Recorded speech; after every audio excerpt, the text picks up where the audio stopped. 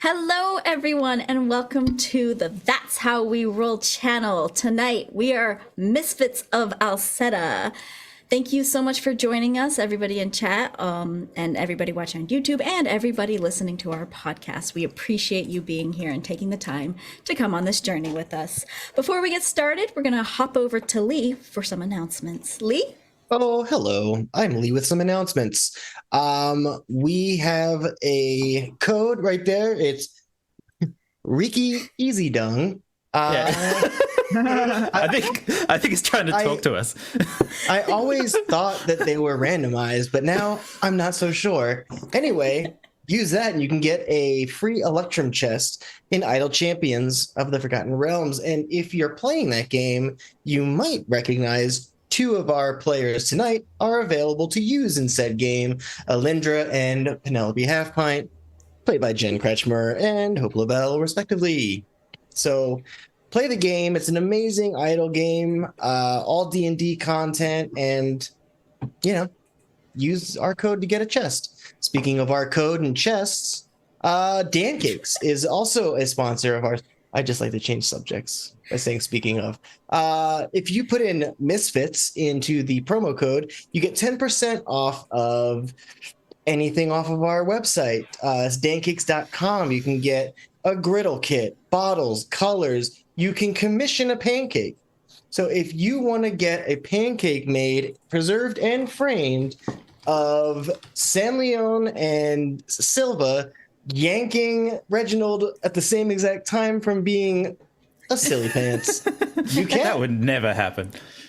Passing it on to you, Daniel. Thank you, Lee. You're welcome. Daniel, I'm here for more announcements. More of them. Two of them specifically. One of them being Friday afternoon tea. Do you want to taste words? Do you want to taste things that are described to you and then you go, ooh, that tastes like the description?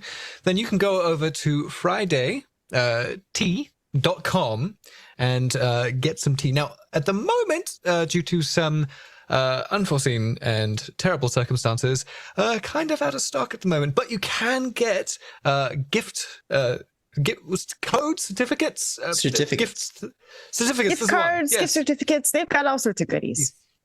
Give them as gifts. Give them to friends. Give them to enemies. I don't know. Enemies who can't get tea right now. Yeah. Or anyone. But yes, definitely support them. They're kind of in a little bit of a tiff right now, so they do require the support. And the tea is exquisite, and you will not be disappointed. Second on the block would be Questbook, which is a online and also, if you're in New Zealand, offline, or analog as I like to call it, DMing service or GMing service, where you can hire people like myself to run games for you, whether it be for an event, whether it be for a campaign. Do you want us to teach D&D or other things? You can do that. And if you go over to questbook.nz, which is very good. He's very good. So, yes, that's it from me. Thank you guys so much. Now let's get to know our beautiful players, starting with Jacob. Hey everybody, my name is Jacob Plicque, Duval King Jacob, Twitter, Instagram, wherever. One can be found publicly all over the internet. I use him pronouns, and typically found on Duval Dragons, where I DM a weird Crow Trigger 5e based D&D game over on So Many Games Twitch channel, and co-founder of the Amphitheater, which is a channel that I co-founded, and do a bunch of TTRPGs and video games over there. But tonight, as per usual, on Wednesday nights? Yeah, exactly. I play Kotatar. He also uses DM pronouns, and he's a Githzerai Horizon Walker Ranger, and I'm sure he's some level of upset right now, as per usual. And Damien. Greetings all. I'm Damien, producer and creator of this channel. I am the lone Australian here, and I am playing Marquis Reginald Bellagamba. He's a Marquis of Sackville, and he's a Eladrin Rune Knight. And given that we're about to have a long rest, I believe, he will probably wake up with a very springy look to him today. Nice. Dani. Hello. Hello, I'm Dani, otherwise known as Bitterthorn on the internet, and I use she, her pronouns. My character that I play tonight is Silva, who is a Fire Genasi Warlock. Also she, her pronouns. And also I got a haircut. It's so cute. It looks great. It looks so great. Good. And Lee. Hi, I'm Lee. He, him pronouns. The character I'm playing, David, also uses he, him pronouns. I'm a pancake artist, and I've made pancakes of everyone in this room. And I'm just really happy to be here. I'm a wildfire druid who's bad at animals. Oh, yeah. And Daniel. Hello, I am Daniel Denova, Daniel Denova VA or Tutton Kiwi on Twitter and various other spaces. I am a voice actor and illustrator. I voice act in things such as Path of Exile, Dread Hunger, Turbo Overkill, other things. Today I'm going to be playing San Leon, a Dhampir rogue barbarian. He, him pronouns, as I too go with that and they, them, and others because I am fluid. So yes, that is me. And for our very special guest tonight, Jen. Woo! Yay! Ooh. Yeah, I'm so excited to be here. Hi, I am Jen Kretchmer. You can find me on the interwebs as @DreamWisp. You can find me streaming on Twitch as DreamWispJen. I am a tabletop author. I am a disability consultant. I'm an actor, producer. I do all the things. If you name it, it's a career. I probably have done it at some point. I kind of follow in the footsteps of Hope's character, Robin Beckett. But tonight, I am playing your friendly neighborhood absent-minded scribe, Celeste Evermorrow. And yeah, you'll find out more about her shortly. I use she, they pronouns. Celeste uses she, her. Beautiful. And Celeste is a Heron. Yeah. Yes. I love them already. It's done. Game over. And I am Hope LaVelle. You can follow me on Twitter at the Hope LaVelle. And you can watch me play an 80-year-old grandmother type character every Tuesday on Children of Erte with Jen Kretchmer, if you're interested in that. And oh yeah, but tonight I am your dungeon master. And before we get started, we have our land acknowledgements. So I'm going back over to Damien for that. Thank you, Hope. As the lone Australian, I'll start with I am acknowledging the Wurundjeri people of the Kulin Nation, traditional custodians of the land on which I am playing from today, and I pay my respects to their elders past and present. We also have Daniel from Aotearoa, New Zealand, home of the Maori people. And for our US friends, we have people today from Fernandino, Tataviam, Hohokam, Tumakua, Creek, and Cherokee. And yes, we pay respects to all Indigenous peoples across the world. I'm going to add the Shumash and the Tongva, please. Yes, I forgot to ask you. Thank you for that. Thank you, Jen. And with all of that said, it is time to roll our intro.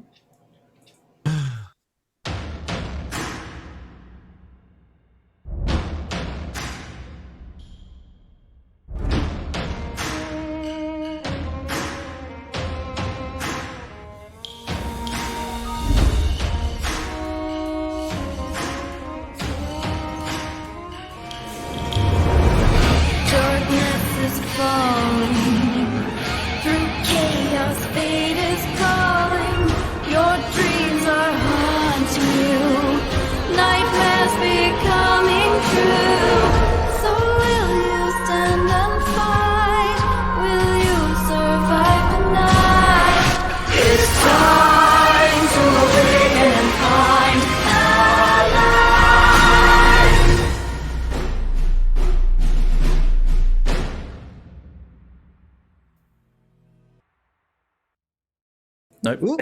Yep, it's all good. There we never go. happened.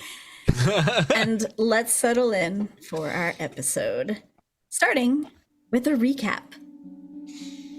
Last episode, the Misfits realized that Nira had been kidnapped, and they thought the best way to find her was to use Alseta's portal. the gift that she had given them that will take them to where they are needed most. And their logic was Nira needs them most. So if they use the portal, it'll take them to wherever she has been kidnapped. They tried this and found themselves actually inside someone else's nightmare.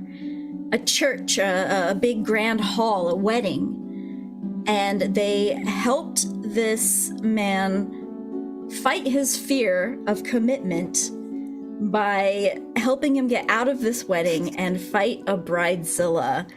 And defeating the nightmare, he was able to sail away to do maybe some very important world-saving things that you may not know of. But it was very important that you guys were there to help him. You guys have now realized that using the portal, you can only use it once every 24 hours. It needs to recharge its power. So in that meantime, you guys find yourselves in Angelberry Bay, a nice port town near the water, south of Capital City. And you decide to get a long rest while you can, while you have to wait. You know you need to get to Nira, but this best way is to just wait it out till the next day. You guys find a place to rest your heads at the Bottom of the Barrel Inn, and all goes well with your night's rest. You all may have a long rest, and we will pick up in the morning where you guys meet down maybe for breakfast, or you meet down in the tavern. What would you like to do? Oh, good sleep. Oh, good sleep. Oh, Salion, how are you this morning? I am groggy. May I have a word? You may have several. What do you require? My friend, now, we used the portal, right? And it didn't take us to Nira. I have two thoughts on this. I'm not one to trust Alseta. We've really just met her. We don't really... I have a feeling she may have ulterior motives. But she did say the portal would take us to where we're needed most. Mm-hmm. Now, that does not necessarily align with what we want as people. We want to find Nira. Which leads me to the second point. Perhaps Nira is perfectly fine. If we're taken to where we're needed most, perhaps she's beaten off the Aarakocra and sipping tea. We don't know. I would not put it past Nira to be just fine. But we can't put out that possibility that she might still be in danger. However, I'm certain that although Alseta might have ulterior motives, is a deity after all, they almost always do.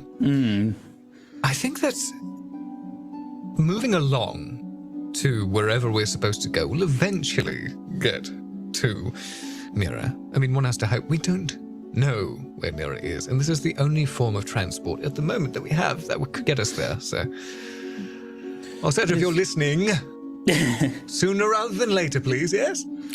Yes. That is true. I just hope the others understand that if we use the portal again, we might not go directly to Nira. That is a possibility. David's gonna come down the stairs. David's gonna come down the stairs like really angry and just walk up to Reginald and be like, "Hey, I need 2 gold." 2 gold? What for, my friend? I need 2 gold. Reginald, I know you've got it. With that look in your eye, I will give you 2 gold. Okay, I take the gold and I go to the innkeeper and I just say, "Hey, someone set some fire to my room a little bit. It's out, but here's 2 gold to pay for it." And then he's gonna sit at the table. The innkeep doesn't know how to react. He just looks at the gold and you walk away and he's just like, all right, what else? Silva. I come clomping down the stairs. Oh, okay. And I see everybody and I'll sit by them. Kind of toying with the scarf around my neck. And where's Kotatar? Kotatar is sitting at the table next to Reginald and Celion listening to their entire conversation. Of course.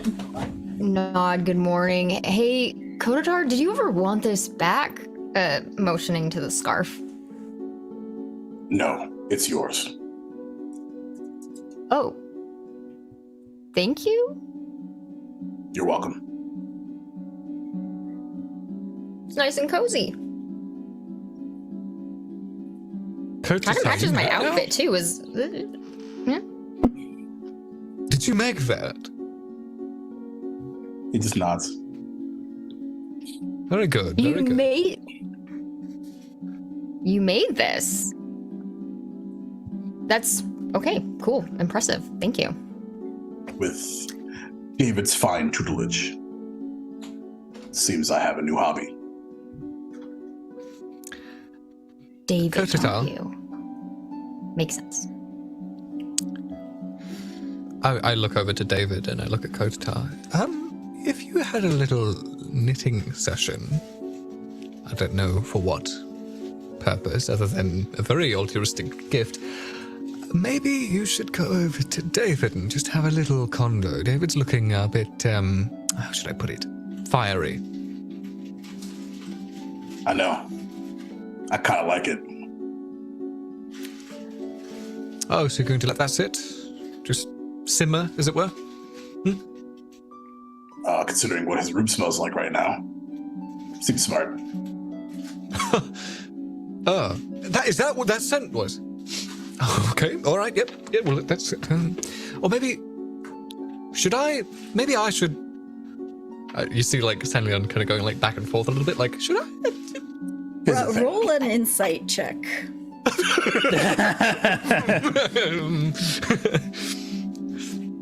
I'm also looking at Sanlion kind of confused, like, are we missing something? 16. I think you get the idea that it might be best not to mess with David right now. Messing wasn't what he had in mind. It was more just like, are you okay? Like, Give him his space. Space. Yeah. Give him something. Kotatar looks at Sanlion.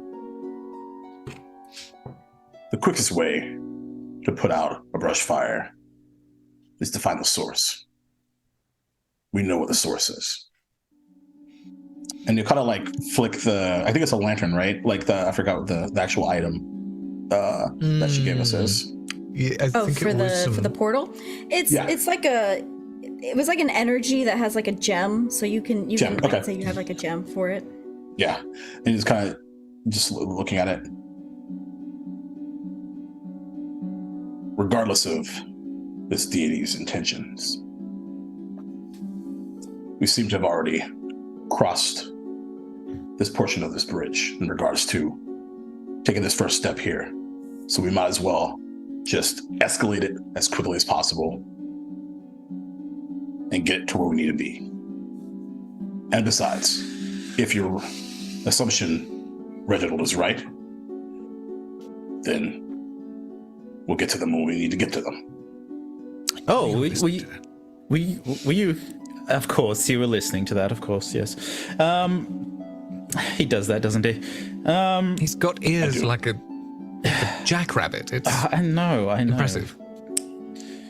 They've always been this large. I know. I've always been impressed by them. I'm just bringing it up now. All right. We really do need to find a way to communicate telepathically or something, because if we ever have a secret or something. Anyway. Shall we be on our way? Yeah, we're just using the portal. Yeah, David will wipe a tear from his eye and put the socks back in his knitting bag of holding. Be all right, guys. You ready? No. We doing this? Yeah. Okay, David, it's gonna be okay, even if we. Shh. Yeah, anyway, it's gonna be okay. It's just gonna be okay. I just all right. I just hit Reginald in the David's just gonna eyeball stare daggers through Reginald. Be like, okay, Reg, let's go. All right, He's you very guys. Reg, I hate it. Reggie boy. Are you guys going to cast the portal here inside the tavern? Or are you going to go outside? No, How would you like to do this? Let's find a quiet alley or something. Yeah. Okay. Outside. All right. You guys step outside the tavern. David, you might eye the barkeep who's just like, now he's like covered in soot and he's just like, and you guys step out and go into an alley just near the tavern. And if you guys are ready, you circle up, you pull the power from the gem from your hearts, connecting them, and this white energy hops up a portal in front of you. As it opens, if it's not Nira, hopefully this next person is far less insufferable. And he runs in. As I'm running past, I'm like, I thought they were right. It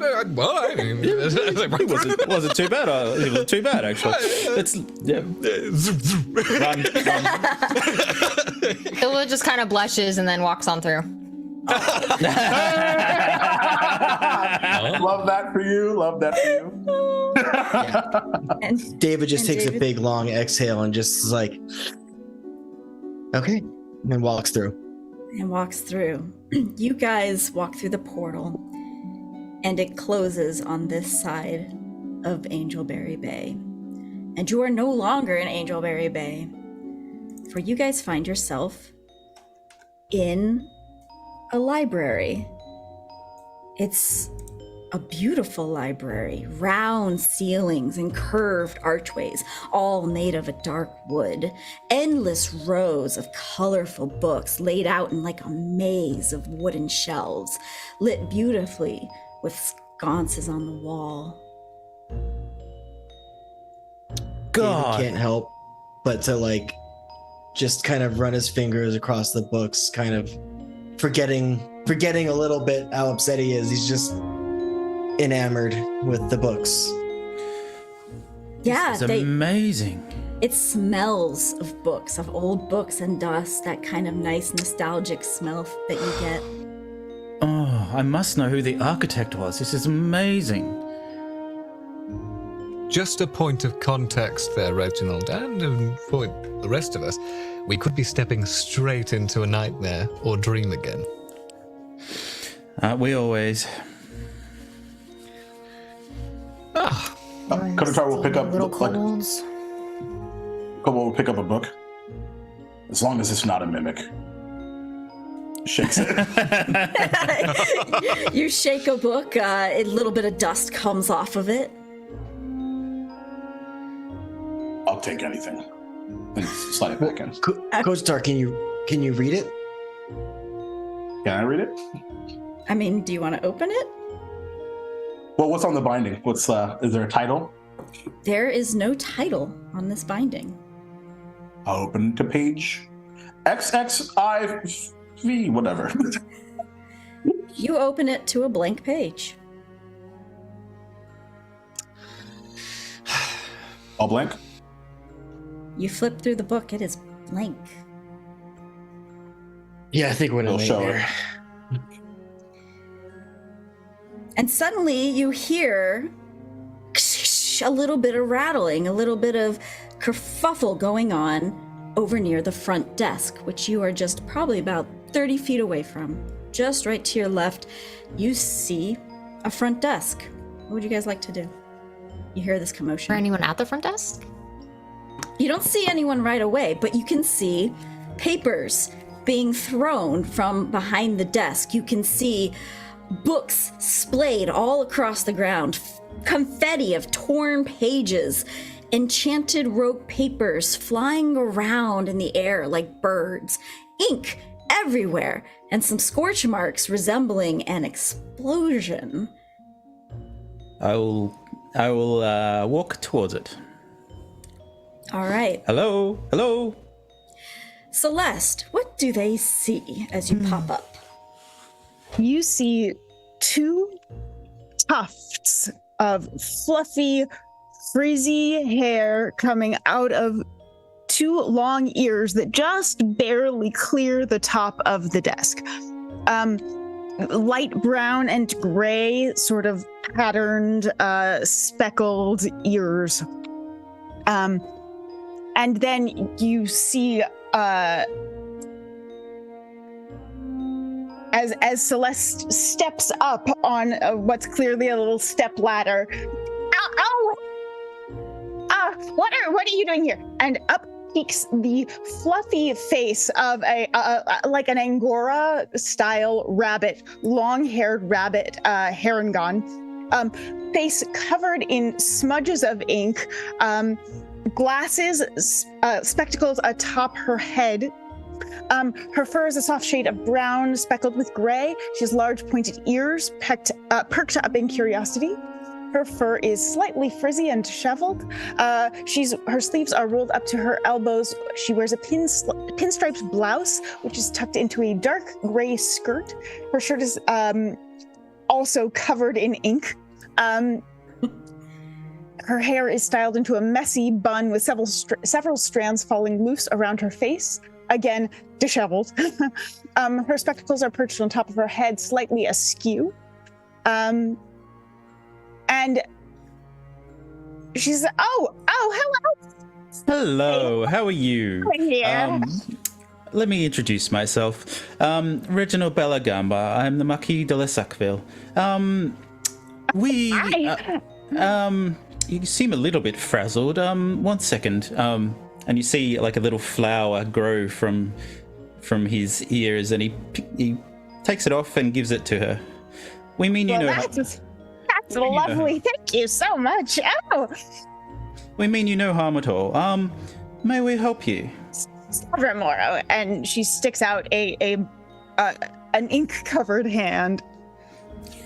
Oh, yes. Yes. That's quite all right. I'll watch that later.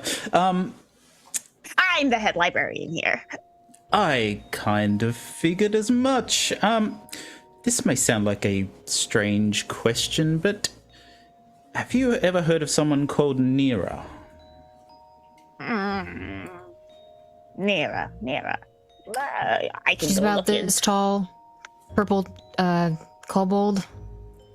Plays an instrument. She plays many instruments. Doesn't ring a bell. We don't often have instruments in the library. Occasionally we'll have a story time or something like that, but it's not quite an everyday occurrence to have concerts or the like here. Okay, yeah, you would know if Wispaven doesn't often have those performances once in a while, but it's not common either. The name doesn't ring a bell, though. I could look up the etiology if only I could find a book that has. It's okay. It's fine. Let us help you with the troubles you are having. I mean, we have 5 of us here. We can help search for what you need. Oh, you know of the troubles I'm having? Well, how no. do you know? Who sent you? Well, no, but perhaps you could tell us what your troubles are. The first is I can't find my glasses anywhere. They seem to be. I'm always losing them. I cast Mage Hand and I just pop them off of her head and they float right in front. Did I put them last? Oh, everything is so much. Maybe I don't need them anymore. I usually wear them on top of my head. Oh, never mind. Well, So- how may I help you? Did you say what did you say your name was? Sorry. Celeste Evermorrow. Celeste, that's right. I guess there's no easy way to say this. Are you? Wait! Before you say it, there might be an easier way to say it, Reginald. You didn't. Just take a breath. Maybe there is an easier way to say it. I'm not quite sure what you're talking about, but perhaps you'd like to to say something there. Kotatar just sighs. Look, Celeste, we don't know what your troubles are, but we have a pretty good feeling that there are troubles. And what sent us here in a very real way, you sent us here. I did? Go where we're I don't needed. remember sending for help. I've only been here for half an hour or so today. My shift just started, but I'm glad I take you past me.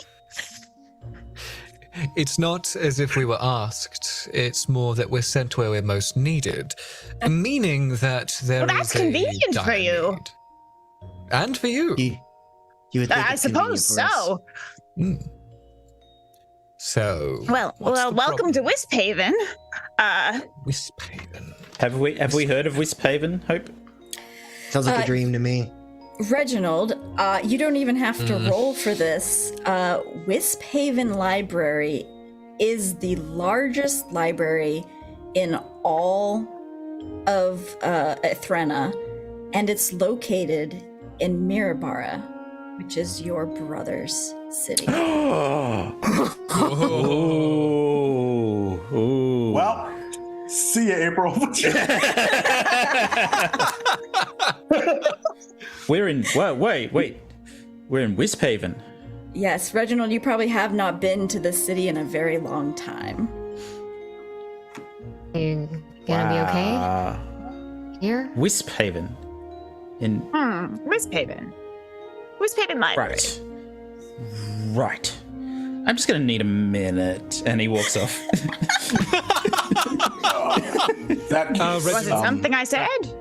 No, you're fine. It's just him. It's just him. I'm Silva. This is David, Sanleon, Kotatar. You already met Lovely to Reginald, meet you. But yeah, nice to meet you. Kotatar still has the book in his hand and opens it to a blank page.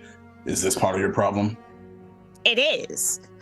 You see, and I take out a quill, and I take the book, and I go, this book is blank, which doesn't help us.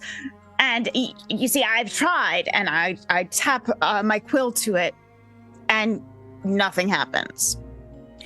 And I take some ink, and I dip the quill in the ink, and I touch it to the book. Nothing happens. I take the bottle of ink. I pour the ink onto the book. Nothing happens. Oh dear. You see the problem. And it's not just this book. From what I can tell, it's every book. Okay.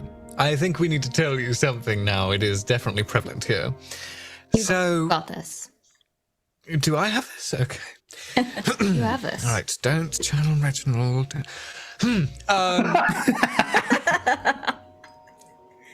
This may be a bit of a lead up, so bear with me.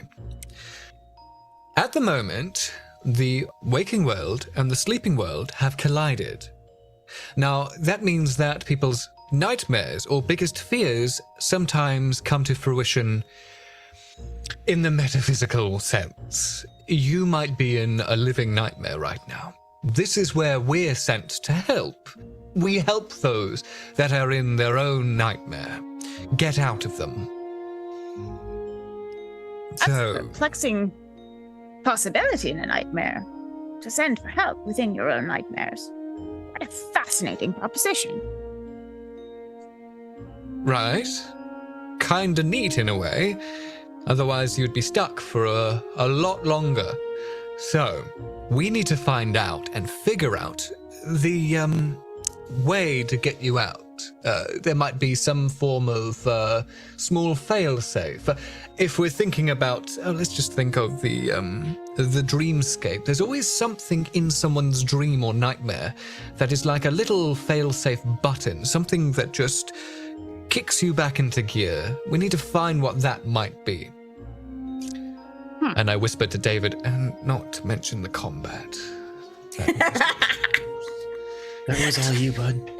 Or wasn't it? Yes, I know. It's just last time, not you. Anyway, and I go back to looking up. So, shall we look around and see? I wager every book here is blank because that is one of your biggest fears. I suppose so. I mean, what kind of a librarian would I be if I had blank books? It would turn me into a bookseller. And why would I want to be a bookseller selling journals?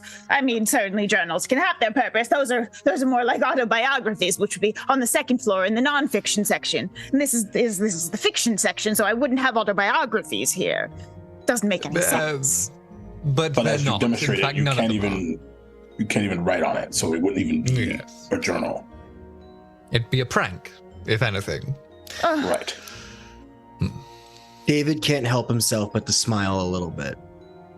Oh, yeah. At just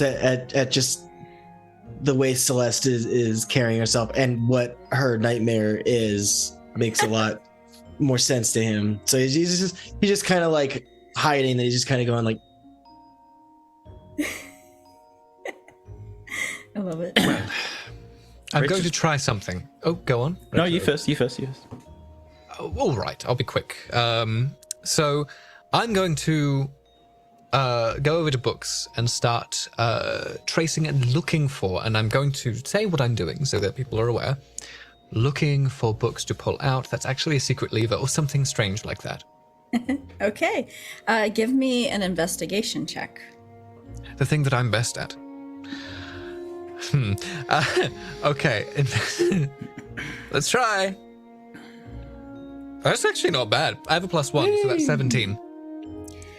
You see small books, big books, red, blue, green. They're all blank. They don't have anything, no writing on the spine of the books at all. You maybe pull a couple, like, oh, this one's smaller than all the others, or this one is not as dusty as the others. And you're just pulling books, and nothing is happening. Celeste, can I ask you a question? Of course. Other than the obvious, the books with no words, is there anything that you've noticed that seems out of place? Other than, just particularly out of place besides for, something's here that wasn't before? Is there? Give me a perception check. Can I give her a help? Trying to help jog her memory? I would say no, because you don't know this place. You wouldn't know what's out of place. But what I'm doing is I'm describing like things that she might be like it could be, a book that doesn't belong, just kind of running down some of the things to be looking out for in a nightmare scenario. That's all. Okay. In that case, you're gonna maybe like lead her just down the aisles or something like that, just pointing. So yes, I can help. Am I adding a guidance to it? You're gonna add his. Oh no, yeah, no. I'll just guide you. I'll give you guidance. That makes more sense. I will cast guidance. Yeah, I always forget that I have guidance. Yeah, dude, you're a druid. It's a 19. Yay. You look around with David, and he like points to things. He's like, "Is that sconce different? Is this blah blah blah? Are these books in the right places?" And you don't see anything out of place, but you do know that you keep your library pretty clean. You are very proud of your library. And while it is dusty from time to time, because there are just so many books, everything is in its order and everything is clean as far as like nothing in the aisles. So except for your little explosion right at the front desk this morning, everything looks really neat. Except for you see a couple of black drops in the aisle, the main aisle. May I follow those? Sure, if you want to investigate one, go ahead and give me an investigation. Okay. My shield will start to like kind of discreetly grow out of my arm. Okay. So 22. 22. You look down, this is ink. And this is not ink from any of your explosions or throwing. Like this ink. Well, that's onyx ink, and the ink I was using over there is midnight. It's a different shade. It's different. It's as if the ink from the books stood up and left, crawled out of the books and walked away. As you say that, it moves. Oh no! I'll try to get everyone's attention. Okay. Yes. Did you find something? There's just kind of like jog over. You do not get Reginald's attention. That's okay. That's okay with David. That's okay. The shade. Is this last? So let's just be careful with that. See how long something lasts here. Silva. Did you say something, Silva? Sorry, I think I'm on a little bit of a delay again today. I was gonna say, for Reginald, I'll cast a little mage hand, and use it to just tug his shirt along as I walk off. Can I resist that? Everyone else. I mean, if you want to do a strength check against the mage hand, it doesn't have a lot of strength. Yeah, like 5 it's not pounds of, pulling you; pressure. it's just annoyingly tugging on you. Yeah, so you It's like that beat 'em up game where it's like ding ding ding ding ding, go to the next screen. You Okay. feel the tug on your shirt, and you might notice that everyone is starting to slowly walk away from you or gather away from you. So you know that they're leaving, and if you are going to join them, or what would you like to do? No. Yeah,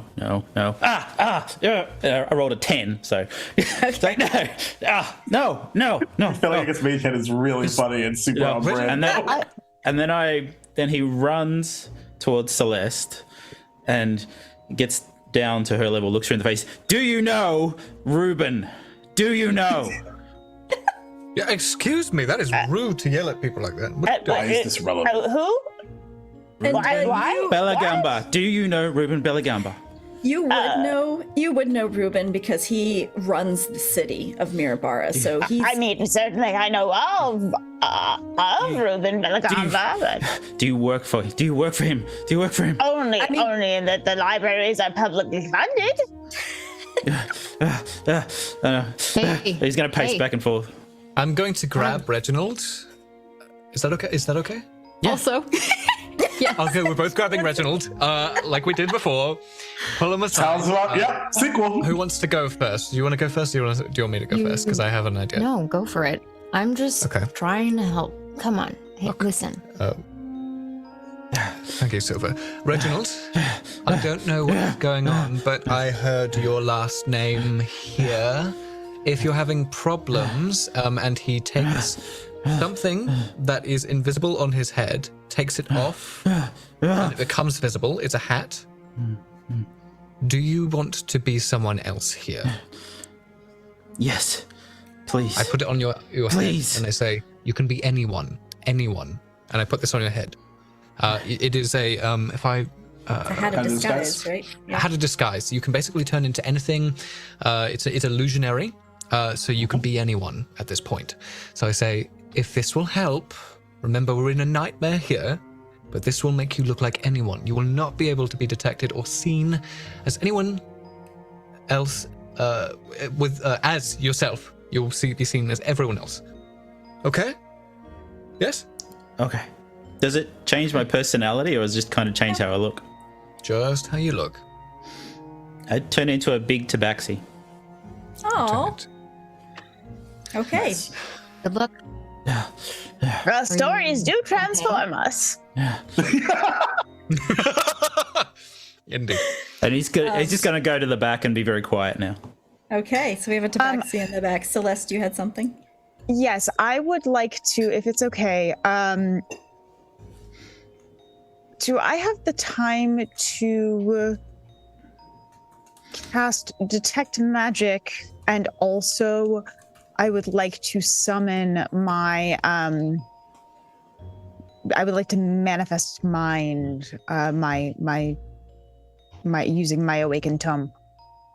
Yeah, I would say that you've had at least 10 minutes of trying to concentrate on what is happening while you were like... I might have even done that before, to be completely honest. That might have happened before. So let's say I switch that on, and then I call into being a sort of a role. If you imagine almost like the player piano scroll, but it's an ancient tome, because it can manifest as, it normally would manifest for a lot of people as text or as a book, but mine actually is going to manifest as a braille, a roll of a braille text. So there's a texture to it rather than letters. I love that. Okay, and what does it do? It can do a bunch of different things. It shines dim light. I'll put it in the chat, but it does a bunch of different things. It allows me to cast different spells. I can use it to replace damage. I can use it to very cool. So you have detected magic. There are no magical books here on this level. They are all pure fiction, so nothing there glows. Nothing really magical glows except these little ink blobs that are beginning to move. They glow with magic. Okay. Is this and they are moving. Something that happens often? Yeah. Yes. The walking ink? No, that's something new. Oh. Which is exciting. It's curious. I've never seen it before. But also you told me this is a nightmare, so I am a bit terrified. Yeah, okay, good. And keep that. It's good to be scared and be careful. I do love a scary story. But also I don't love that the stories are missing, because that knowledge is power, and without it, we are truly lost. Knowledge is power. And no power. Yeah. There's a bit of a grin on Kotatar's face. Oh, I love that. You guys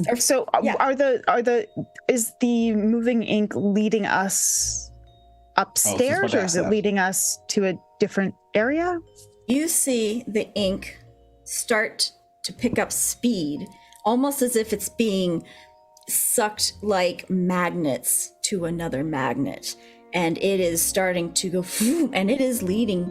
I wouldn't say it's leading you somewhere, but it is going somewhere, and it is heading for the stairs to the next level. I have an inkling I know where this is going to go. Boo. Duval, and I was having such a good time. Goodbye, everyone. Have a good night. Bye. So one of the things I can do with my manifest mind is I can sort of send it ahead of us. Okay. Let me find the details on it. And use it to sort of look ahead. Okay. I'm just trying to find it. I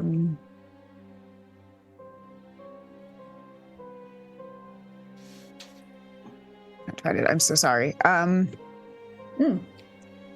It's okay. Gave me time to do the so I can. change. It's a spectral mind. It's intangible. Does not occupy a space. Sheds dim light in a 10-foot radius. It looks like a ghostly tome, a cascade of text for a scholar from the past. Your choice. Once it's manifested, it can hear and see, and has dark vision to a range of 60 feet. I can move it and cast through it. So as a bonus action, I can move it up to 30 feet, hovering into an unoccupied that I or it can see. It can pass through creatures, but not objects. Does it have a perception of its own?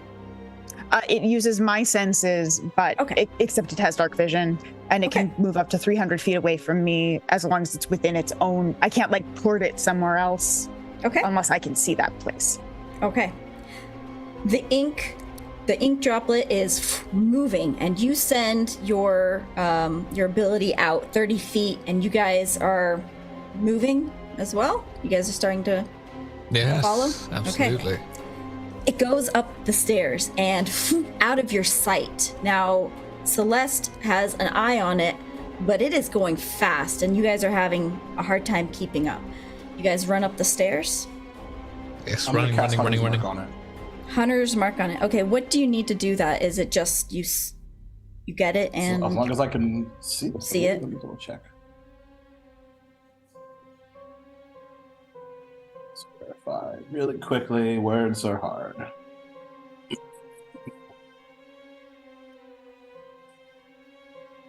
As long as I can see it within 90 feet.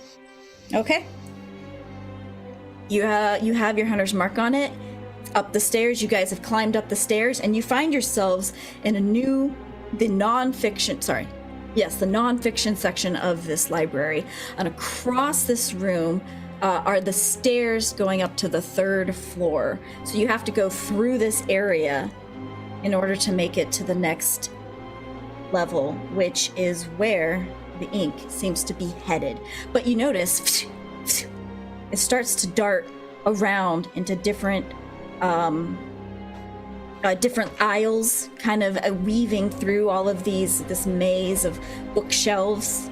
So does there seem to be a specific pattern to that? It seems almost like it's trying to run and hide from you. So it seems random.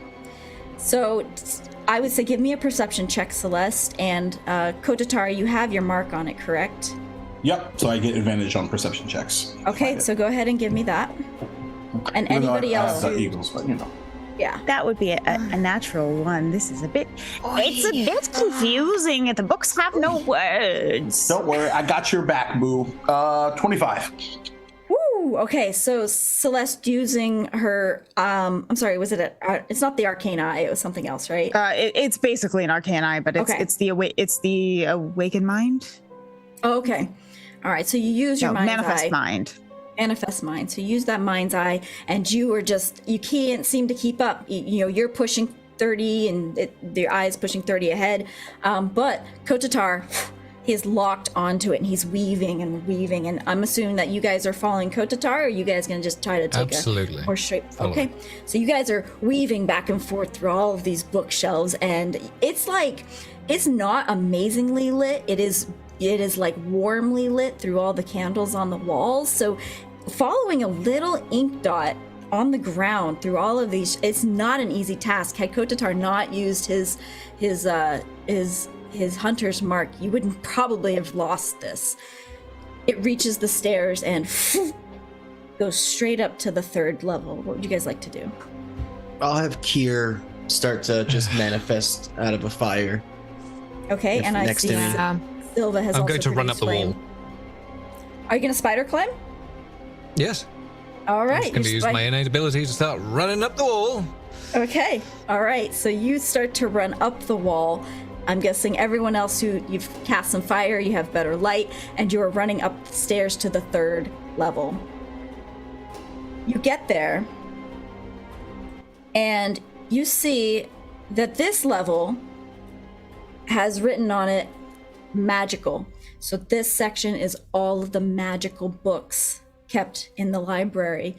It's a little bit differently laid out. It does have shelves and shelves of magical books, but in the center are glass cases, almost like a museum of different books and items and artifacts that are also kept here as part of display or to be kept safe. And you guys begin to walk through this. Give me perception checks, everyone. All right. Perception. Oh, natural 20. Oh, Hey, so 24. 24. Oh my god. 22 okay. here. Okay. 16. 10. Oh no, it begins. You shouldn't have rolled that 17 before. All right. Celeste, you know this library very well. You know every inch of it. And you remember in one of these glass cases, there is one glass case that says, in case of emergency, break glass. And inside of it is an emerald pen. And do I know what that pen does? Do I know if that's something I really do want to break, or is that too much of an emergency? You know that this is an emergency. Level 2 or level 1? You know this is an emergency, and you know that this has magical properties to it. You're not exactly sure what, but it is a magical pen. I will send my mage hand over to break that glass. All right. Is there like can your mage hand, I think, can do like up to 5 pounds of pressure or something? And it can carry up to 10 pounds. Okay. So, but if I need to, I can also cast a damage spell through the manifest mind. Okay, just give me an unarmed attack with your mage hand. Just a d20, I think, plus what? It's like so +2 to that. Oh, that's an 11. You make a little dent, and actually everybody hears this. You guys might have been looking around at everything, but now you see that Celeste focused on the ink. Has hit this glass and created like this crack in it. Dave will just walk up. Oh. Will's got everybody at the same time. Okay. Yeah. All right. I'll just help with my shield, and I'll just. You don't even ask hit questions. It for you. Okay. All right. Give me an unarmed attack or. Well, I would use my shillelagh. Okay. Because I have it.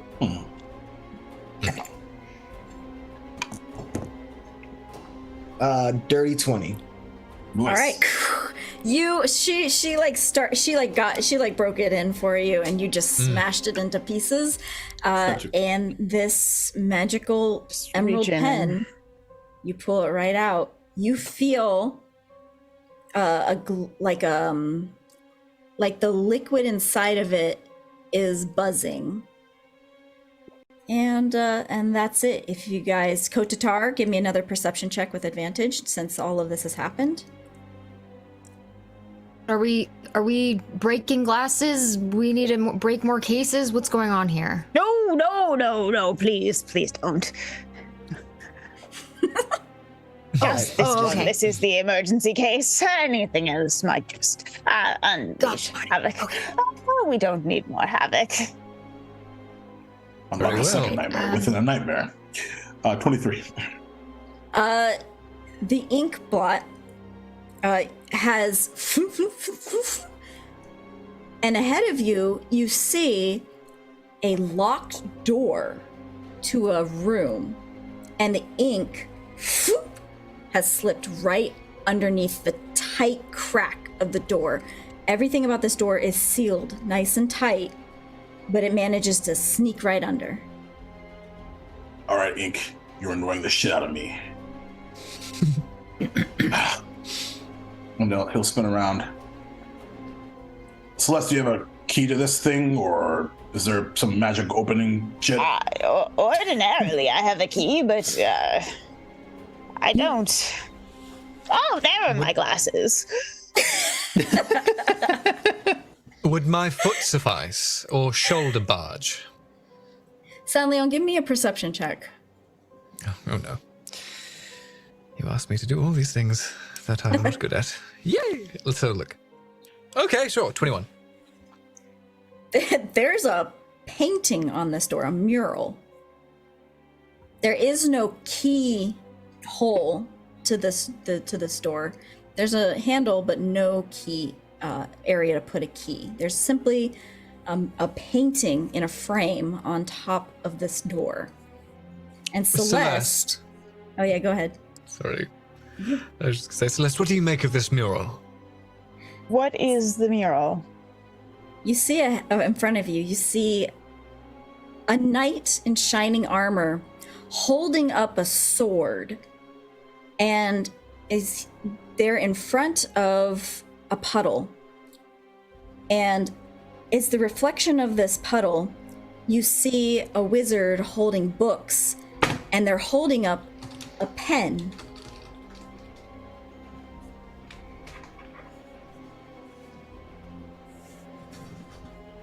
So, I'm sorry, a knight holding a sword and a wizard holding a pen? Mm-hmm. So one is up, and then in the reflection of the puddle is a wizard upside down holding a pen. I've got to paint that now. Cool. Is there... So we're trying to get into this door, right?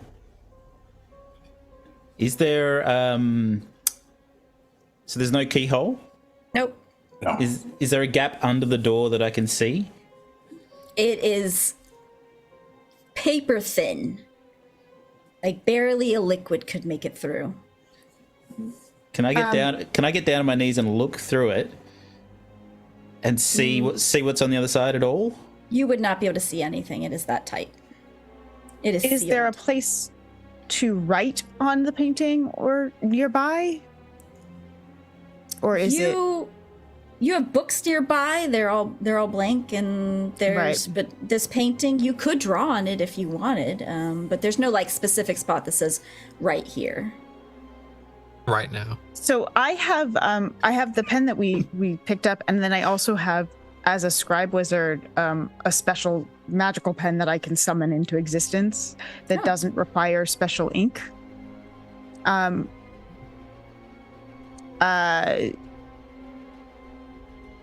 have a thought. I'd like to summon that pen. Okay. And I would like to hold it up as if I were fighting the sword, because the idea is that the pen is mightier than the sword, because knowledge is power. That's very clever. You hold up this pen and you touch the sword, and suddenly the painting flips as the pen is mightier than the sword, and you hear a kink kink, because now the pen is above the sword and the door is unlocked. Thankfully. Really impressive. Why, thank you. It's lucky that I know how to get in the doors of my place of employment. He's hoping that continues, and he'll open the door. Okay. You also, please just beware. This is where the most dangerous books are in the entire library, and even if they don't have writing, there is great risk in touching these. So please, I implore you to be careful and not destroy anything. I understand. Pulls two blades out. Shing. That's right. That doesn't reassure me. And Celeste sort of springs forward, looking up at you and the blades that you have, like, probably 2 feet above her head. Yeah. I'm not going to attack any books. It's just if anything leaps out at the books from some magical happenstance. If I call to mimic, I'll be upset at myself, I promise. I would be upset too. Kotatar, you enter this room first. This door is quite wide. It's probably about 2 doors width, and it opens up, and it's dark in here, but there is a single spotlight, and there are books disheveled on the ground, open and blank. But on this pedestal is one book, and it says on it, you see the great wheel of the multiverse on the cover, and it says Plain Caller's Codex. Now everybody can roll a history check if you'd like, if you feel.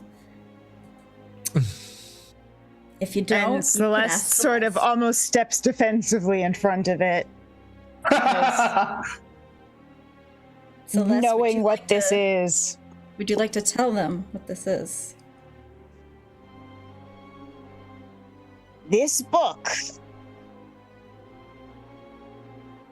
what lies within it contains secrets and power of every plane depicted in the Great Wheel.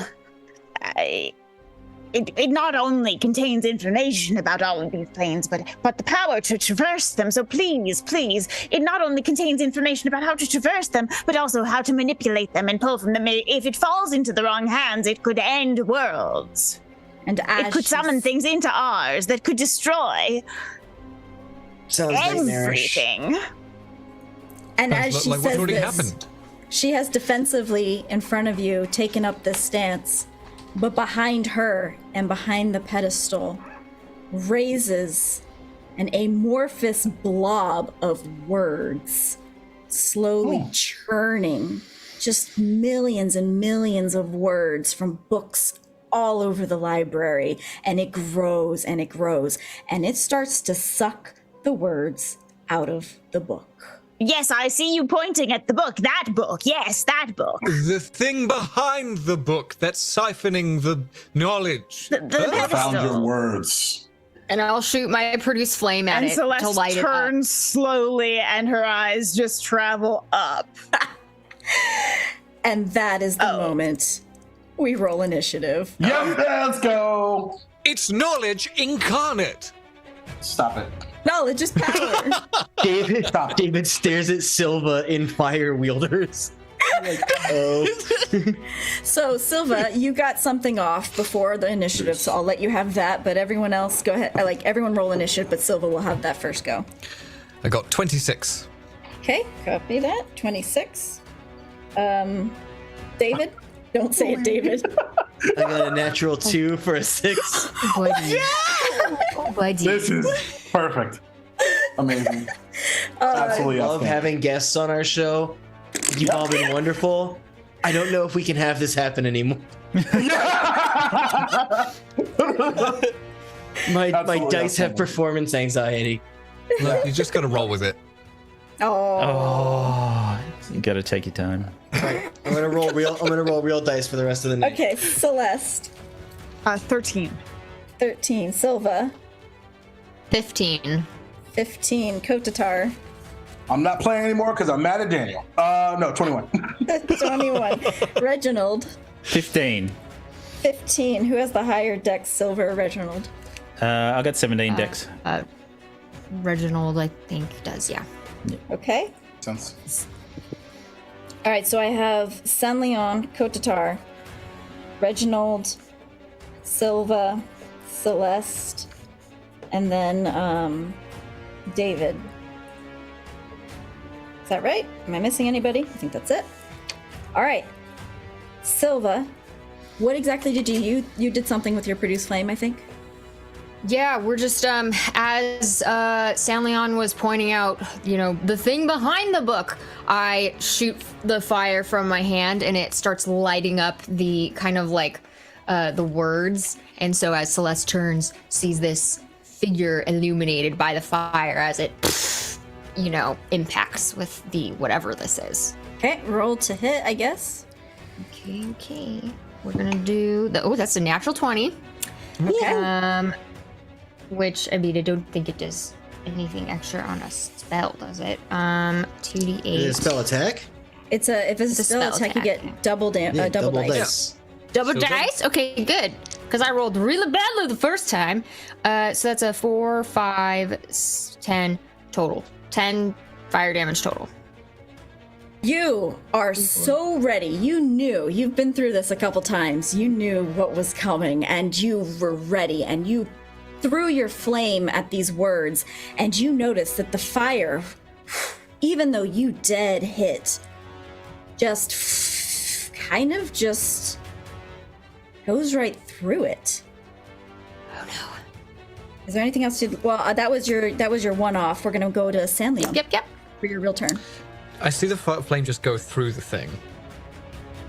It's siphoning words from the book, yes? Yes. So launching at the creature, halfway kind of, I scour, or scowl.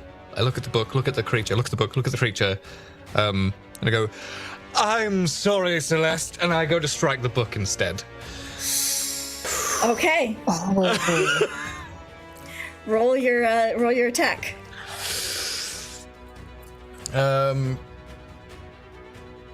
Fuck the frick. No.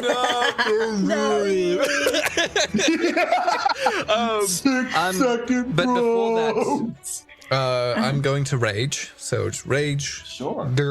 Arg. And I'm going to roll an attack, I guess.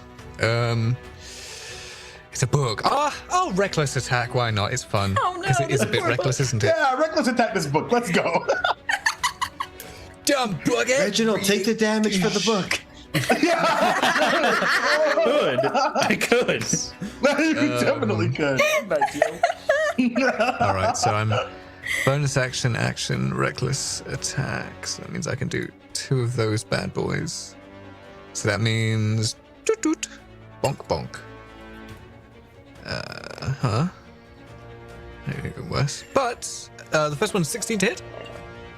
It's a book. Yeah, sure. Of course, wearing plate armor. I strike the book, coming down. I'm going to going to sneak attack the book. Given you what hit it, Pretty I suppose. defenseless. I mean, open face. Oh, goodness gracious me. Where's my sneak attack? Come on, you silly Billy. There it is. So it's 8 plus. So 8. So it's 13 plus 9. So 22 points of slashing damage as I just cut down onto the book. All right, this book, you go to attack it, and you actually see the book kind of falls away as you hit it, and your blade moves it, but doesn't slice through it. Instead, you slice right through the pedestal as the book falls to the ground, laying open. Its pages are blank. Bonus action. Just to sate my curiosity while raging, I just pirouette, turn around, try and strike this amorphous blob of words. All right, go for it. So, we shall see, shan't we? 19 to hit. The hits. Okay. No, that's an attack. That's not a damage. Silly. Ridiculous. 8 points of damage as I just try and cut through this thing. You slice into this thing, and you just see your blade go straight through these words, as if the words and the blade weren't within the same reality. They go right through each other. As I'm cutting through, I don't think our attacks are going to affect this thing. As I try and get in the way of it and everyone else. All right. Anything else on your turn? No, that is Kotatar. As Sunleon says that maybe not here, and I'm gonna ethereal step. Okay. Ooh. And see if this little word vomitus is hanging out in the ethereal plane. Everything becomes distant and gray as you're in this ethereal plane, and you look around and you are alone. Interesting. Cool. In that case, and no essence of the book or anything like that. No.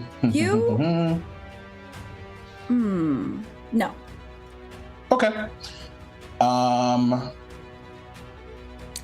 Now, ethereal step ends at the end of the current turn. I don't know if I'm able to just dismiss it because it's just like, cool, that didn't work at all. Yeah, okay, cool.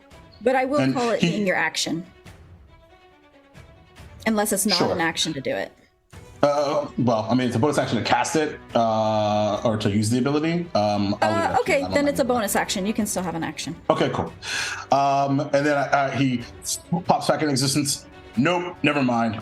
And then he will take 2 arrows. I've never been a fan of words. And go ahead and fire off 2 arrows. All right. First one's a 24 to hit. Hits. Second is a 17 to hit. Hits. Right. Both of these I'll give you all of the things that, well, terrible. 5, together, 15 points of magical piercing damage. Okay, your arrows strike true. Phew, phew, and they go right through this amorphous blob. Not as if it is dodging, but as if it just goes right through. Okay. Anything else? Yeah, he's gonna do something even more ridiculous. All right. What is this just gonna be? So it how far away is the amorphous blob from me? Like 30 feet. 30 feet. So none of that working. Essentially, he'll run up right next to Celion. Pull me out if this doesn't work, and he's just gonna enter into that space. Okay, you right into these words. Face step. We'll get back to you. All right. Anything else? I think that's a hell of a turn. All right, that is absolutely. Reginald, you are up. Silva, I'm not okay. I am really not okay right now. I don't know what to do. This is my brother's homeland. I don't know what to do. I just see what Kotatar has done, all right. I'm just going to face step into the words. Okay. Just see what happens. All right, you see, as you get there, you appear inside these words, and Kotatar, you're there, and you both feel this. You feel as if nothing. You don't really feel anything. You can see through all of this blobbing of moving words, these all tiny prints of words, bigger prints of words, just moving in this flow. And you can see your friends on the outside. Is there anything else you'd like to do, Reginald? So if I try to touch the words, it just goes straight through it? Yeah. You can give me an Arcana check if you'd like. Yeah. Ooh, I have advantage on that. Let's go.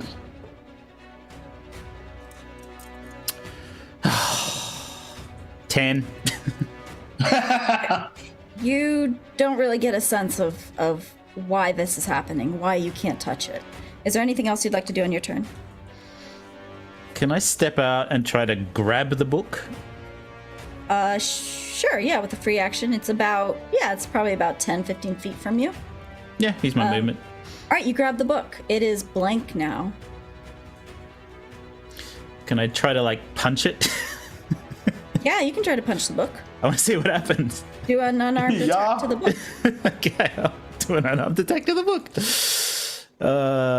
Righty. Oh, just do a d20. Hang on. It's 13. You successfully have punched a book. I've punched a book. David also winces anytime I do stuff to the book. Like David's I don't know what's happening. What is happening? And he's just gonna throw it to Celeste. Okay, you throw the book to Celeste. Is that it for your turn? That's it. I'm just gonna look mopey and meh. Silva, Meow. you are up. Silva looks bewildered. There's a lot going on, and not any of it makes sense. So, let's see. This book, all the words are coming off the pages. It's learning something from this book about planar travel. It looks like, because it's doing something planar right now. So maybe if we can get it to come back here, maybe if we can tempt it, we can enter it. And I'll cast Silent Image in the center of the room. I'll like scoot my hands into the air, and like you see pages flying, like ripping out from different books, from the different bookcases, and they all fly towards the center into what appears to be a larger book. This one looks even more important than the one we saw a minute ago, like gold gilding on the edges, and it'll say, you know, a wish on the front. And I'm gonna try to basically make whatever this creature is, if it's in some sort of other plane, see this book and want to be in this plane or something. I don't know. Let's see what happens. Very good. I love it. D&D. Hey. Anything can work. Anything. Is there anything else you'd like to do with your turn? No, I think it's just that's the action is making that. I'm concentrating. Yep, that's it. That's all I'm gonna do. It's just an image, right? It's like if you touch it, nothing happens. You can go right through it. Yes, it's an illusion. Physical interaction reveals it to be an illusion because things can pass through it. They can use their action to examine it with a successful investigation check against my spell save DC. Okay, perfect. All right, Celeste, you're up. All right, I would like to take a look at this creature and the book, and using my knowledge of these magical entities and my years of experience studying this particular tome and the research contained within, see if there's anything that is aligning with my knowledge of this tome and what is happening. Give me an Arcana check. Okay.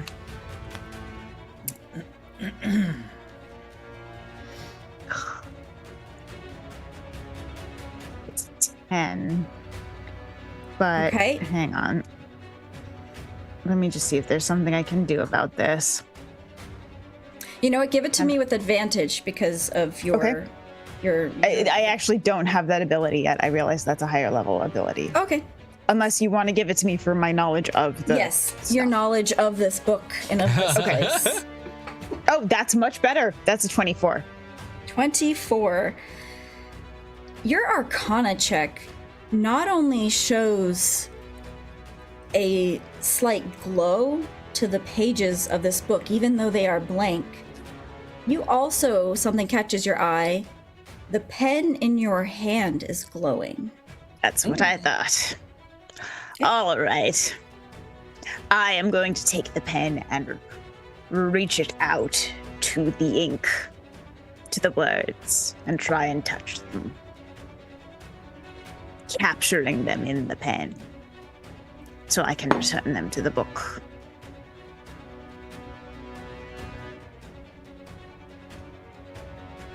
Let me think about this. Okay. Oh no! If you need me to figure out a different way to do what I'm thinking about doing, I can work that a different way. But I have an alternative I can try with that.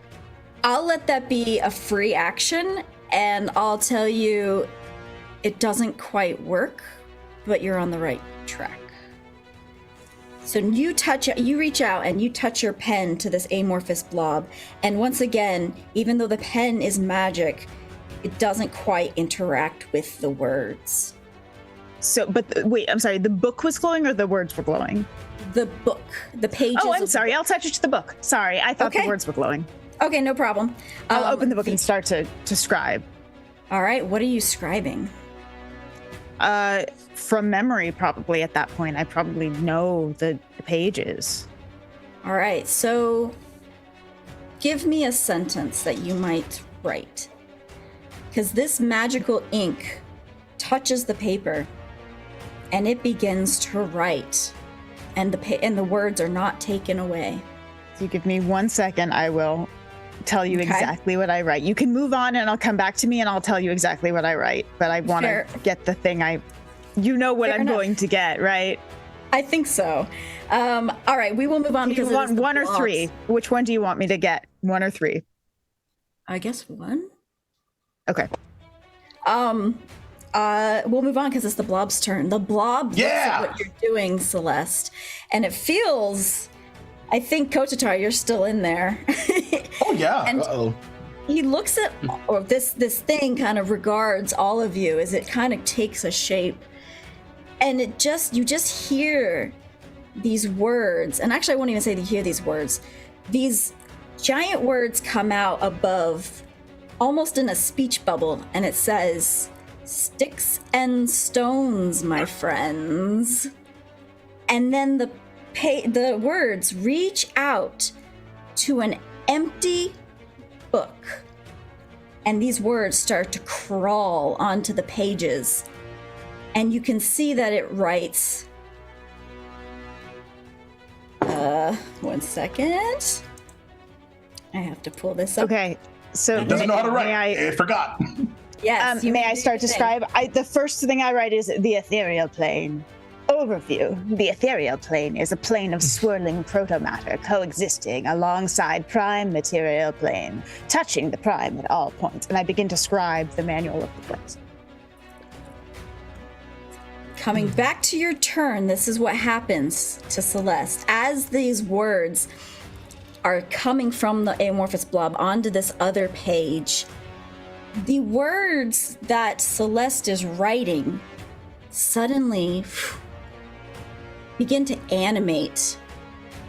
And once again, read that sentence for me, Celeste. The ethereal plane. Overview. The ethereal plane is a plane of swirling proto-matter coexisting alongside prime material plane, touching the prime at all points.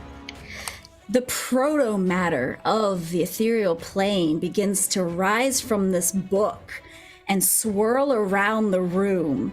And as it does, it begins to push and interact with this amorphous blob, and you can tell that it is affecting the blob.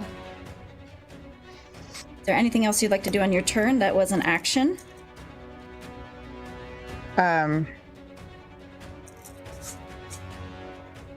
Where do you all need to go? I don't know. Can I hear from inside the blob? Yeah, you can. Everywhere. Well, it will take some time to scribe the entire book. The blob reaches out, and you see writing onto the page, it says, wait, I lost it again. Because I pulled it up. Attention. It says, simple word, blight. And from the pages, you see this like undead creature. As a reaction, may I write counterspell? You write counterspell into the book. I'm so happy about this. And this blight creature goes back into the book. Beautifully done. Incredible. I don't know what you're doing, but it's working. David, you're up. I'll go over to Celeste and put my hand out and be like, may I? And I hand you the pen. So, yeah. And what? And the book. Oh, so I'll take the book. And so, David, ever since they woke up from the alternate reality dream when they returned, has kind of felt a weird connection. And he basically is going to try to tap into another reality. And he's going to write, David summons his echo. And I'm going to use my Echo Knight ability from the alternate reality to summon my Echo Knight. From this book begins to spark with lightning, and from the pages a crackle of lightning erupts, and it takes shape of a knight in shining armor made completely of electricity. Okay. I was thinking my Echo from the depressing David era. Sad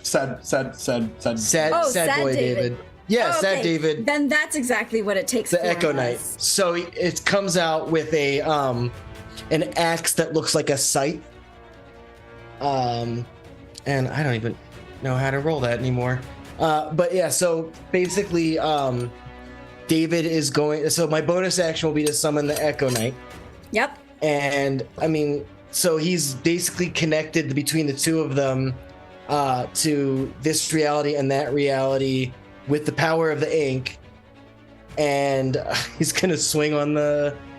He's gonna swing on the blob. Okay. With alternate reality magic. You have written in this book to summon this creature, this echo. Do you write for it to attack? What I write is David summons an Echo Knight from a forgotten dream, and together the two bind together to become a force of protection for his friends. Very good, and that is what it is. David's a reader. All right, does anything happen? I think that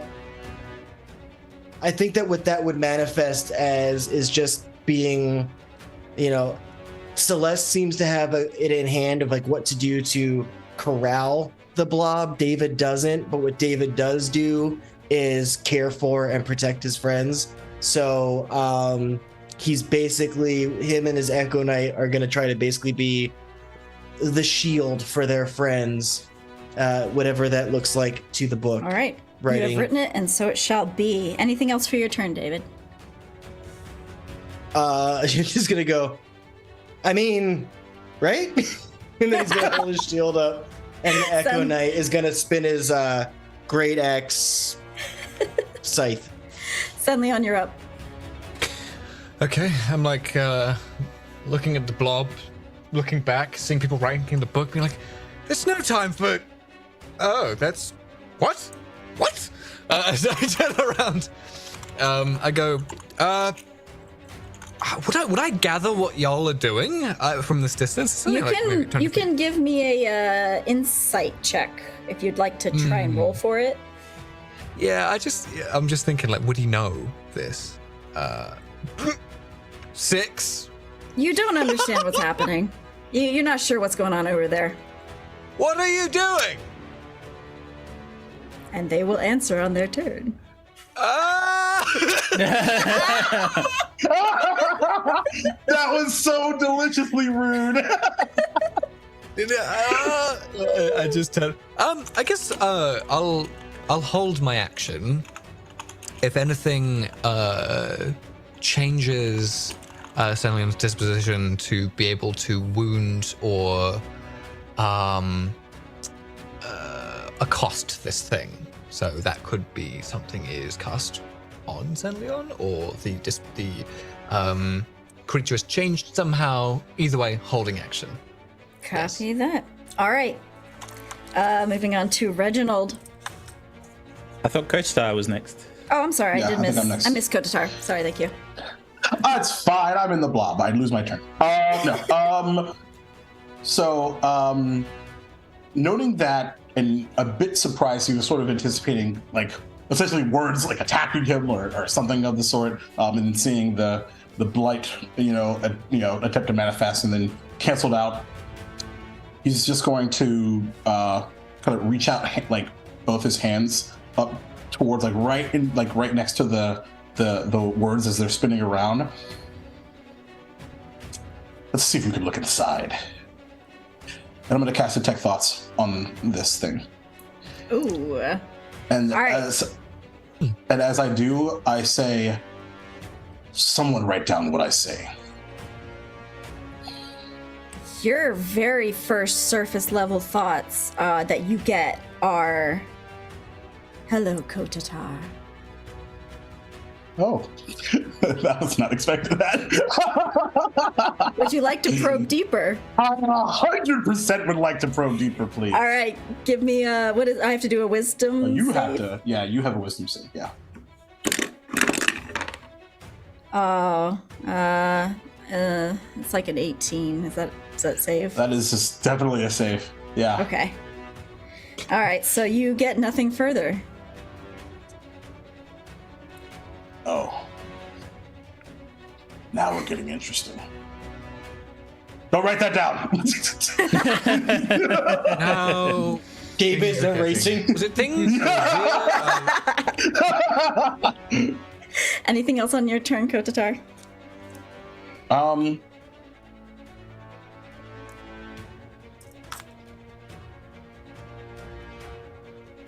I think he'll just walk out next to it. Okay, you step out of the blob. Yeah.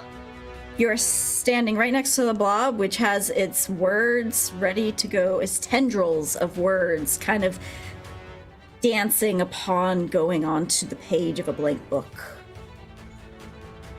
I think he's just like almost like losing like the room and the fact that there's combat or some sort of like altercation here.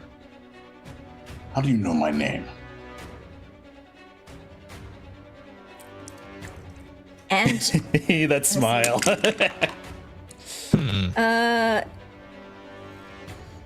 Yeah, I'll give it to you. Okay, you hear, everyone hears, but you don't hear because it's words. A little bubble says, "I know many things." It's not a fucking answer. Well, that's creepy. So do many else? people. It replies to you, Celeste, and says, "But I have all the knowledge in this library. All." You have the words. Words are not the same as knowledge. Words are a source of knowledge, but only one type. Anything else, Kotatar? Yeah, I'm still where I'm at. All right. Reginald, now you're up. What is going on? I do not understand. Can't hit this thing. There's people writing things over there. I've got no idea what's going on. I'm not having a good day at all. No good, very Reginald bad and day. the no good, very bad day. Yeah, exactly. Storybook on the second floor in the children's section. Right? I love that so much. Which is the non-fiction section of the The non-fiction section. It's both on the first floor and the second floor. Yeah, it's I'm just gonna Reginald. step up to the words and just say, hi. Does it respond? no. I can't even talk to this thing. Oh no, I'm sorry. Not having a good day at all. I'm gonna hold my Game is action. already gonna get star for me. I don't even care anymore. I'm just doing it now. I'm gonna hold my action and go over to protect Celeste as Celeste seems to know what she's doing. I'm sorry, y'all. I'm out. Oh man, I'm sorry. Oh, Silva, you're up. Amazing. Oh, jeez. I'm depressed. oh, boy. Oh my god, you are amazing. Silva. Droopy. I'm going to look over at the book I summoned an image of and be like, oh, that's not it. Let it down. Just let it dissipate. And then I'll look over to Celeste and David and what they've got going on there. And I'm just gonna run over. And I'll say, what do I need to do? And just wait for a response when it's their turn. And I'm just gonna wait for their direction. You in the queue. I'll let It's you. a free action, though, right? Huh? Yes. Speech is a free action? Yeah. I'm just I'll let holding you the do an book up. insight check. Silva, give me an insight check. That's great, because I am terrible at this stuff. So that is a, let's see, 14 on the die, which means I add a insight plus 2. 16 total. All right, a 16 is enough to see. As you get up to them, you've seen the writing matches kind of what has been happening. You can put 2 and 2 together on what David has done, what Celeste has done. It's written in the book, and it has happened. Can we write something in there about words becoming flesh and taking damage or something? I've got the book out. And Yeah, do you want to do it? Book and yeah, pen. I'll in like front of you. grab it and scribble as fast as I can. All right, what exactly do you say? I'll say, and the words that. Oh, let's see. Okay, I'll scribble it down really fast. I get the pen and I say, "Words become reality, and they are flesh." The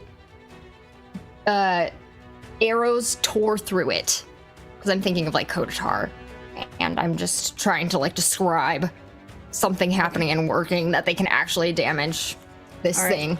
You So, write that that's what I sentence. write. You write that sentence as quickly as possible within your 6 seconds.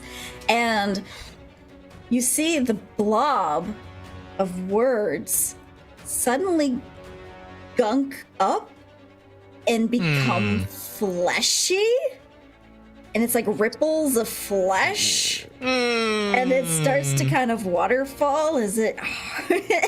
And then you see 2 incisions that have gone right through it, just as you have written. Do your damage, Kotatar. Give me that. Go ahead and do that damage again for your 2 arrows. I had a held action. Okay. Yeah, you did. Give me the damage, Kotatar, first, and then we'll go. The one I rolled earlier. Or You reroll can, it. because you probably have forgotten, and I've forgotten. Go for it again. Well, it was really low. That's what I was asking. Oh, that's okay. Oh yeah, that's way better. In total, 24 points of piercing damage. 24 points of piercing damage. All right. Oh, great. Perfect. Okay. Yeah, this thing is solidified. And Sunleon, you had held an action for what moment?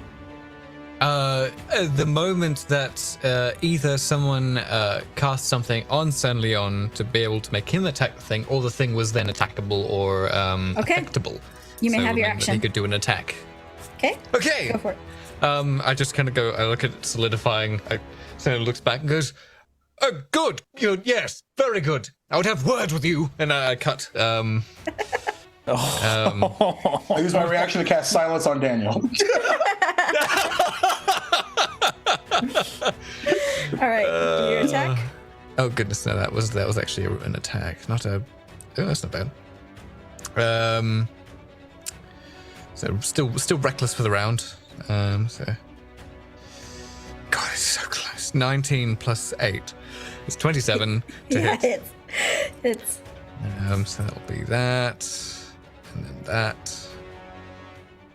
So 13 plus 8. So 21 points of slashing damage as I cut across, making certain not to hit my friend inside the. Have you stepped outside it? Or? I'm right next to. I'm essentially right next to you. Next to it. Never mind. So I just kind of cut. I try and do a bisection. I just cut straight through. All right. You see a slash through this flesh, and this whole thing kind of jiggles like jello, and you kind of hear as you hit it. As I cut through, I go, "Ha ha! Ah, a new meaning to cutting words."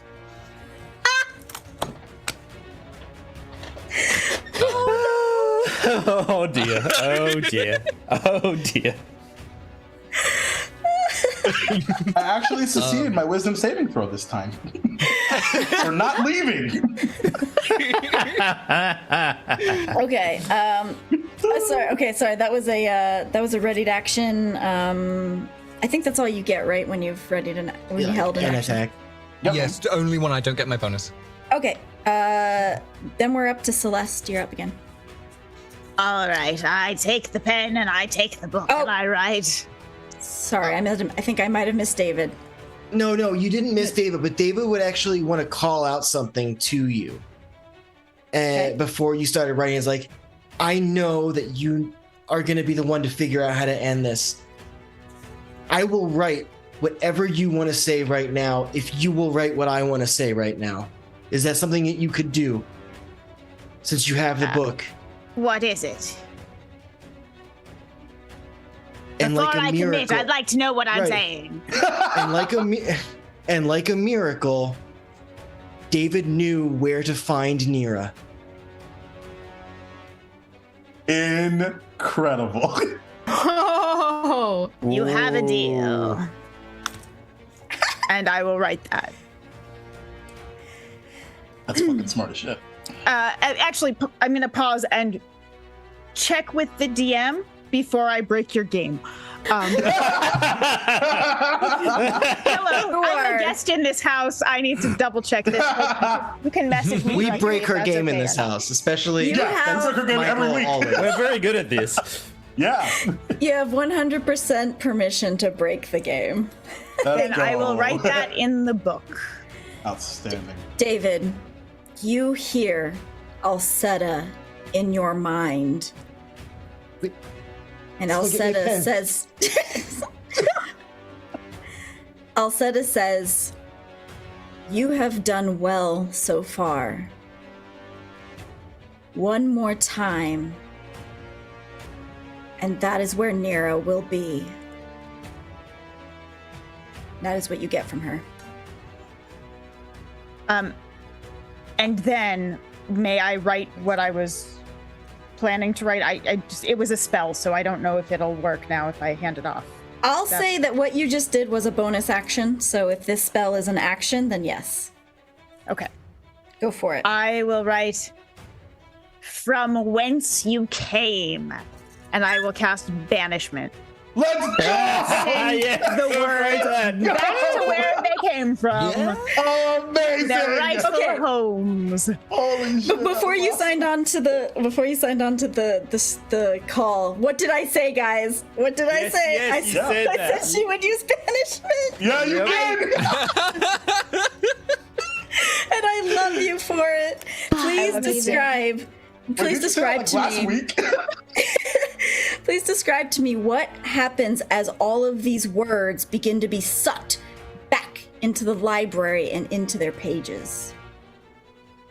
The swirling quagmire of words and ink and letters suddenly stops. It's been solidified. It has gashes. It starts bleeding ink, and the ink trickles down into the cracks of the stone of the floor and travels through the cracks to the shelves, traveling up, tracing the lines of the floor, the walls, into all of the mortar, into weaving into the pages of the books, returning to its rightful homes, scribing itself into the shapes of the letters and the languages, the forms of the magic, of the stories, as the spines of the books reshape themselves into texture, forming words again, forming names, and things return to their rightful homes. The words are back, the stories are home, and the tales and the knowledge are returned to their rightful places. That's beautiful. And that is what happens. And suddenly everything is calm. Is the book still glowing? With the pen? It is. Can David take his turn in order before Absolutely. what happens next? May hand I it off. one more time? And then I'm gonna write in the book, like flowing water, the element of those words stuck with David forever. And I'll explain what that is when the time comes. Can I add something to that? Sure, you Yeah. guys are just passing That the pen. ink I love it. trickles into a chapter of that manual centered on the elemental planes. Well, that's going to have some interesting settles. consequences. Since we're looking at a manual of the planes, it has a David's got a water elemental. Let's go! or he's gonna find himself swimming. Yes. I mean, One of the two. Hey, What are we waiting for? Oh my god. Jesus Christ. too many, man. It's too many in I one got day. the ocean of puns, all right? You've gone past pig pun now. That's just. Damien, sign us off. And the wheel on the front of the codex starts to spin. I want to leave it as that when the book is returned to its natural state, the great wheel turns just on its own, fluidly. And you set it around. back onto its pedestal where it, The glass where it knits. belongs. Mm-hmm. And you've done it. The library is as it should be. Celeste, I'm not having a good day. I'm sorry. I shouldn't have shouted at you. And you see another.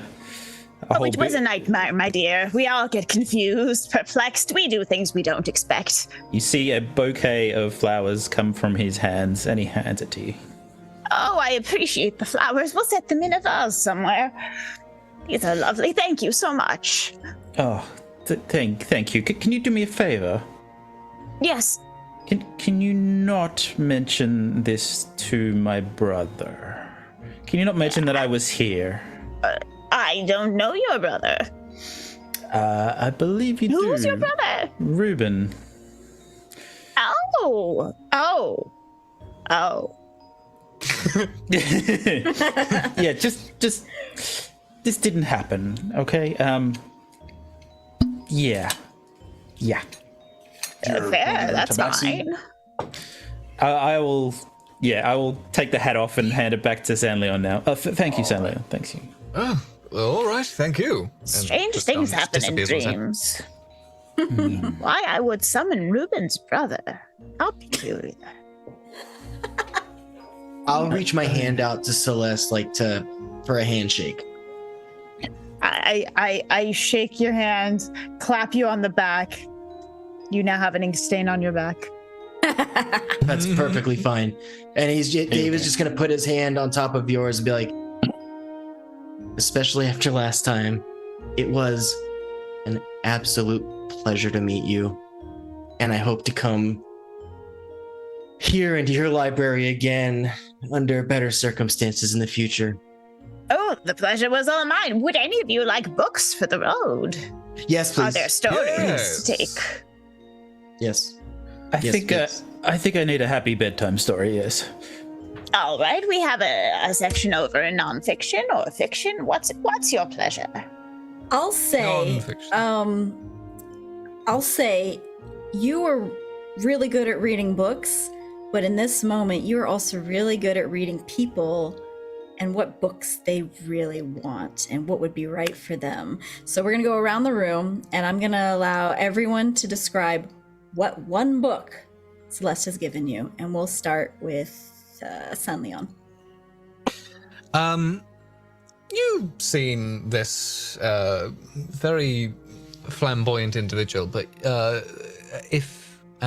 seeing the readings of this person, this San Leon character, you know, there is this underlying want to become something that can fight their demons, his demons. So you grab this book that is essentially a book that entails it's both a story but also a how-to basically overcome the if I may say the title at least as a just notion, it says to be born evil but to overcome with great effort. And he takes that and looks at and you see the expression on his face, his eyebrows raised, and goes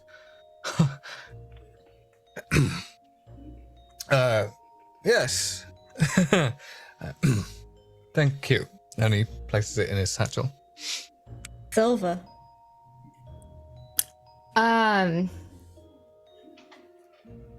Silva smiles at Celeste as Celeste leads her around the library.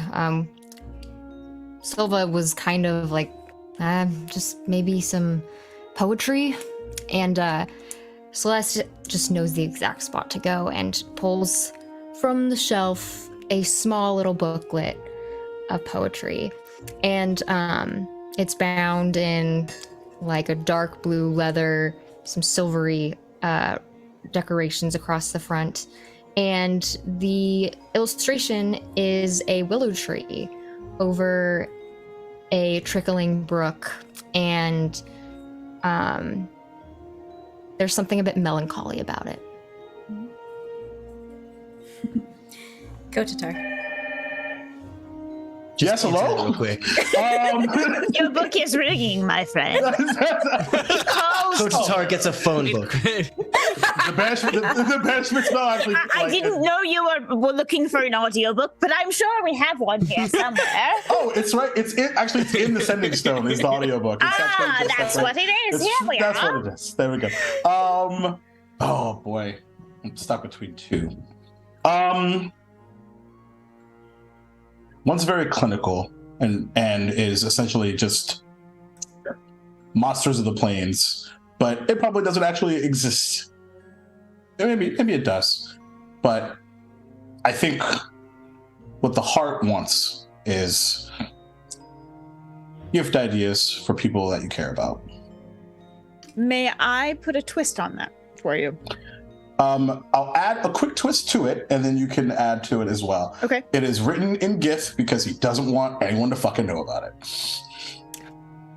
I think there is an old book of Gith fairy tales or folklore that so you get your monster drop, but it's also got the lore that you're looking for. like basically a Greek mythology for Gith. Gith mythology I for fucking Gith. love Ancient Oh Gith. yeah. Yeah, that sounds great. Oh yes, Astral Dreadnought. Wonderful. Oh my gosh. Reginald. You notice Reginald looking very insecure, very sad. The name of his brother has traumatized him, and his confidence, or veneer of confidence, has completely washed away. And his confidence in his abilities is like almost vanished. So he gets the book Fencing for Dummies. Oh. All right. And David. Can I slip you an extra booklet of like a family mending your troubled family, mending a broken home? Yeah. Familial trauma, book 1. Family therapy 101. Yeah, exactly. Yeah. Okay, David. Okay, so here's the book David wants. David wants just the largest tome of just amazing fiction stories of heroes and magic. But here's what you're probably going to give him. You're going to give him a book that is about druidic prophecies pertaining to the circle. Oh, cool. Cool. That book is written, it's the rings of a tree, and it unrolls like bark. So it rolls up. When it's rolled up, it looks like the rings of a tree, but it unrolls and it's written on bark. So it's not a traditional thing, and it's all in druidic. When you hand the book to David, or the scroll to David, he has this like really somber look, and he's like, "This is not the book I wanted." But it's the book you needed. I knew that was gonna happen. Set it up, knock it down. Yep. Yeah, and so he's gonna well up in tears, like his just eyes are gonna well up with tears, but he's gonna nod to you and step back with his book. Scrolls. Celeste. Mm. This may come off as insulting, but I just wanted you to know that I appreciate that you are less insufferable than the last person we took care of. And if it's any consolation, that. He kind of looks around. Well, go ahead. Oh, but what I was going to say is people are all different, and often people can be difficult because things are troublesome in their lives, or they are struggling, or going through different things. So I would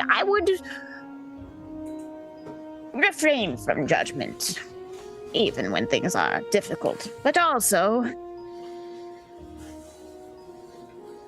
you happen to catch me in my home.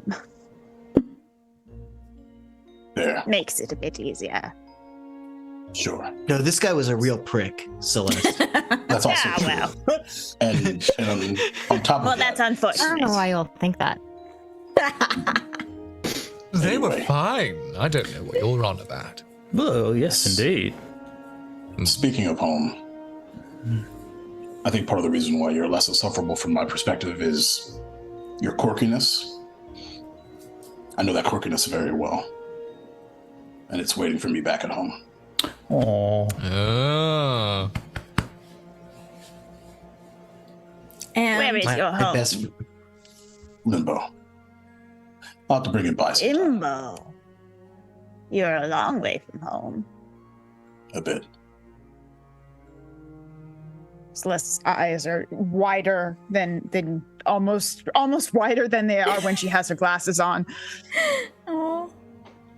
And you guys will speak for a little while, tell stories, get to know each other now that all things are calm.